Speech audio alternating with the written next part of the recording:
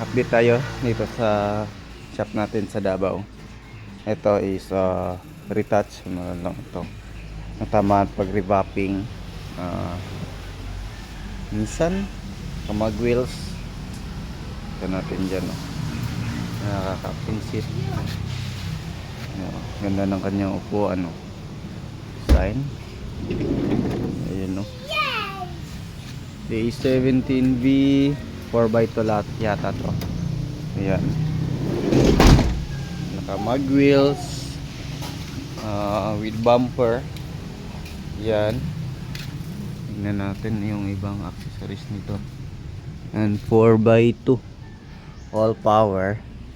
Yung mga ganitong presyo is nasa kasama yung bumper nasa 340, depende na yan kung merong mga additional. Yan, no. So naka 7 inches touchscreen stereo with reverse camera. Ayan, yan po yung presyohan nito dito sa atin ngayon. Ito is DE17W. Try natin pagganahin yan kasi meron naman siya yung windshield na merong traction control.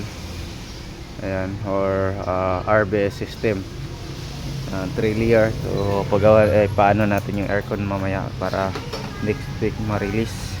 D17W, yung presyohan natin nito dito sa atin is nasa pag 4x4 nasa 450 to 460, depende din sa kuha namin. Ito is low mileage, 40,000. So birang-bira lang tong ganito. Naka mag wheels, 3-layer headlights. Yan, yung ilaw dito. Yan. Diba? Naka 9 inches Android stereo, turbo. Ayan, revapping, release mamaya. Di 17D power mirror street seat. Ayan,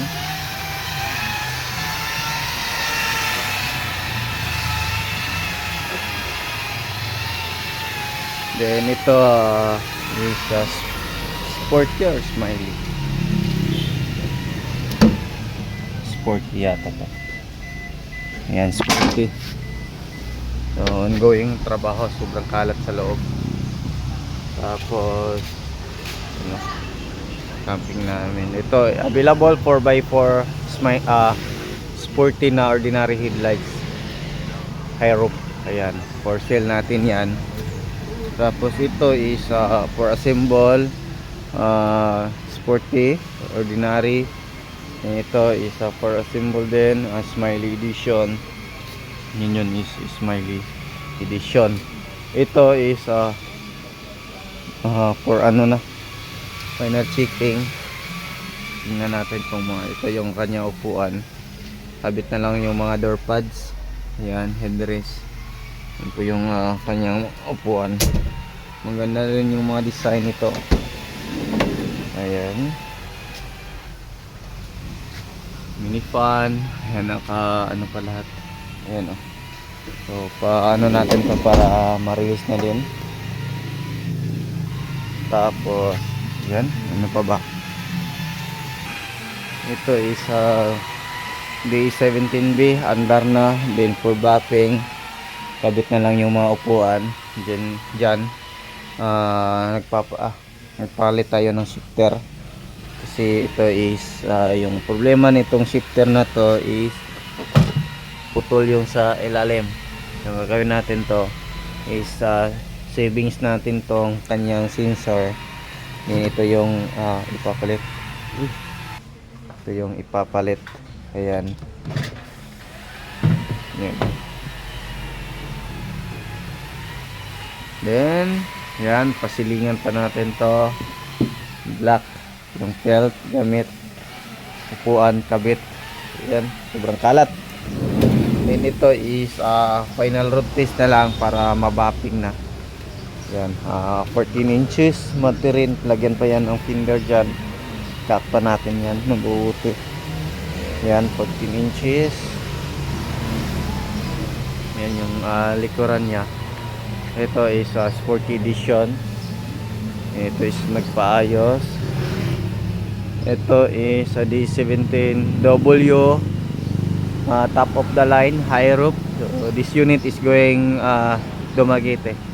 Ipa-ship natin to mamaya, or i-deliver by land from Davao to Dumaguete. So revamp na lang, palinisan to lahat mamaya, yung mga gulong, kabit yung fender. Ito yung ipapokus natin. Ayan o, pa-revamp natin to. So the E17W, ayan, naka-off. Ayan o, so palinisan natin to para mapadala na natin. Ayan. Ayan o. So kabit na lang sa dashcam. So that's it. So yan muna yung update natin ngayon. So, kailangan natin to matapos lahat na mga unit dito para meron pa pala sa likuran. Ito yung camper van natin, standby. Ito yung classic. Yan. So paano natin lagyan natin ng windbreaker dyan na classic look. Yan, to is kabit lang yung spoiler. Yan po yung kanyang spoiler sa likuran. Then tapusin na din natin to para ma-release na natin. Sobrang tagalan na natin ito. Yan, nabapping na yung mini dam natin. Pinano na din natin lahat para ma-release na this month. Ito yung classic is a full yung gym rate natin is ito siguro next week tapos na to. Yung painting din, ito yung natin project natin na DE 63T na 4x4 deep black. Yan, naka final color na. Sana na din matapos. Ayan. Then ito, ayan, available to DE 16T 4x4. 4x4. Ito yung mga latest na drop side niyan po.